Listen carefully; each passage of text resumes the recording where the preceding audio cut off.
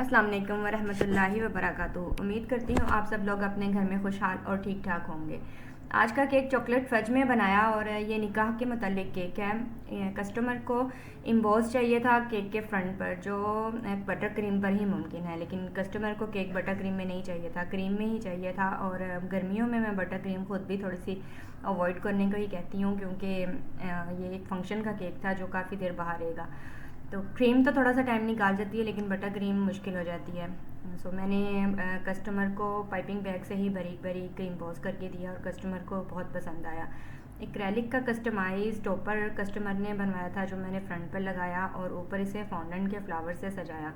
बनकर केक बहुत प्यारा लगा और कस्टमर को भी बहुत पसंद आया अल्हम्दुलिल्लाह।